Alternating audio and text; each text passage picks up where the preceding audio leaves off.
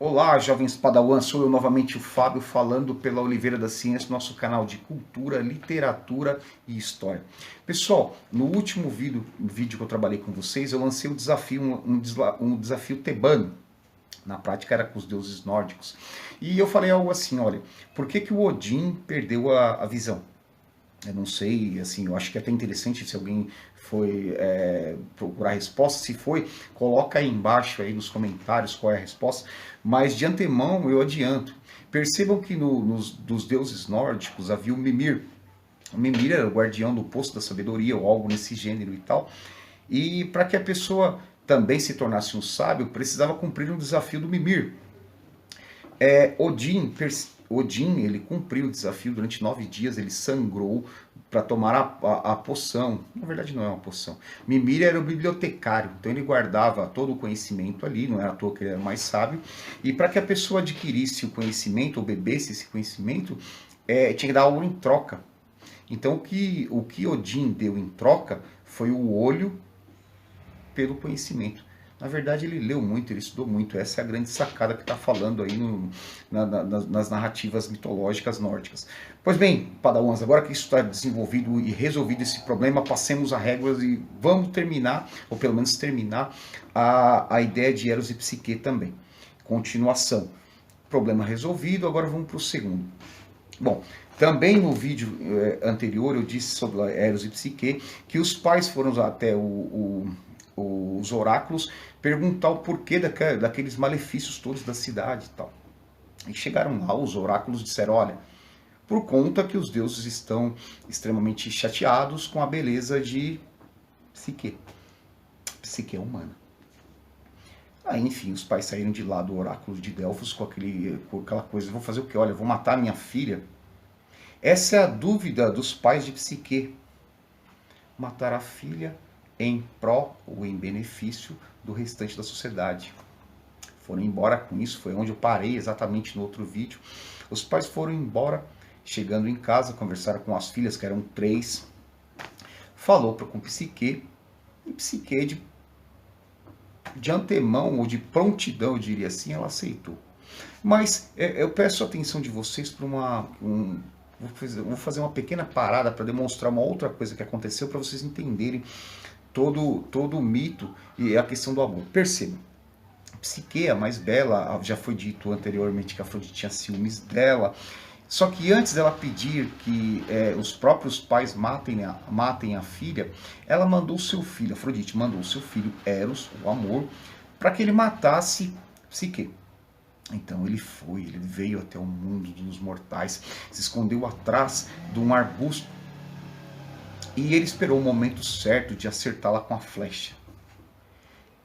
Enquanto Psique passava, Eros com a flecha tentava atingir o ponto vital, onde ela morresse. No entanto, ele, por falta de atenção ou por qualquer coisa, ele acabou se cortando com a própria flecha. O resultado disso, é claro, se ele é o cupido, de alguma forma o deus do amor, que é filho do próprio amor, ele se corta com o seu instrumento que deixa as pessoas apaixonadas, ele ficou apaixonado pela primeira pessoa que ele estava vendo. Quem era? Psique. Então Eros se apaixonou perdidamente por Psique, por conta do ferimento da própria flecha. Percebam que isso aí tem que se pensar muito, porque o amor-paixão, que é o amor Eros, ele acaba, porque a pessoa está enfeitiçada ou sobre a poção ou sobre o efeito da própria flecha de Eros. Mas é um debate que nós faremos mais para frente, a questão do amor. Mas entendam que nesse momento Eros estava apaixonado, ou ficou apaixonado por Psique, porque ele próprio se feriu. Bom, ele viu o que aconteceu, ele sabia que a sua própria mãe vinha atrás de Psique, ele pegou e fugiu. Voltando à nossa narrativa, os pais de Psique conversaram com a filha, ela aceitou ser jogada de um penhasco e tal, e todos os efeitos, os preparativos começaram a ser feitos para que isso ocorresse. Chegada a data aprazada, toda a vila foi ver lá o suicídio, se é que eu posso dizer dessa forma, da própria Psique, já conformada com a situação. Ela foi andando, andando, andando, chegando no penhasco, todo mundo assistindo, os pais chorando, mas eles foram os primeiros a colocar em xeque a própria vida de Psique. Honrosamente ela se jogou do penhasco. Um minuto de suspense para que todas as pessoas possam ouvir o último grito daquela pessoa. Eis que os deuses apareceram, mas foi o vento Zéfiro. O vento Zéfiro aparou a queda de Psique e levou-a para um castelo. Nesse castelo não havia nada, apenas mãos que faziam tudo o que Psique queria. Ela não precisava fazer nada, porque ela tinha mãos que não tinham corpos, eram invisíveis, eram mãos mágicas. E ela percebeu que nesse castelo tinha muita riqueza e era tudo para ela. Zéfiro deixou-a e saiu. Quando foi a primeira noite, um monstro apareceu para Psique. E ele disse a ela, na figura de monstro, disse para ela que a vida dela corria perigo, porque Afrodite quer matá-la. Por longo tempo conversaram e beberam. Ao final, deitaram-se. No outro dia de manhã, essa figura monstruosa já não se encontrava mais, mas a vida retomava, os desejos de Psique eram feitos, e durante a noite o monstro vinha e deitavam-se. E assim aconteceu durante vários dias. Eis que, passado alguns anos, Psique começou a sentir falta da vida humana e das próprias irmãs. Chegou uma noite, enquanto o monstro deitava-se ao seu lado, depois do que tiveram, ela disse: fulano, monstro, tenho saudade dos meus pais e das minhas irmãs, quero vê-las. Ele falou: não faça isso, porque sua vida corre perigo. De tanto que Psique insistiu, o monstro cedeu. Na manhã seguinte, ele deu ordens a Zéfiro que fosse buscar as irmãs. Zéfiro foi, buscou as irmãs de Psique e trouxe-as. Deixou na porta do castelo. Foram recebidas por Psique, onde apresentou a casa, a riqueza, as mãos mágicas que faziam tudo o que ela queria. Não se engane, as irmãs invejosas de toda aquela riqueza, de toda aquela beleza, perguntou: mas como é o seu marido? Ela disse: ele é um monstro.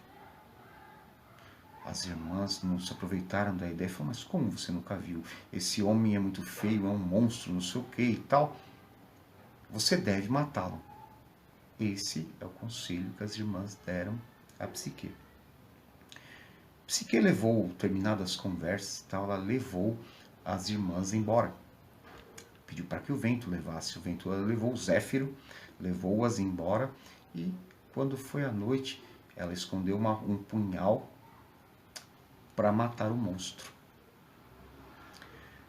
Quando os monstros chegaram, eles se deitaram novamente, e no momento que ele estava dormindo, ela levantou-se, foi até algum lugar, pegou o punhal e trouxe uma espécie de, sei lá, algo para iluminar, uma lamparina para iluminar, só que era com cera. E levou essa lamparina até lá, com o punhal em mão, e quando ela iluminou, ela percebeu uma linda figura que estava deitada na cama, porque aquele monstro era Eros. Eros acordou com o barulho, viu na mão de Psique a faca, e nesse mesmo tempo caiu cera nas asas de Eros. Eros, decepcionado com a traição de Psique, foi embora.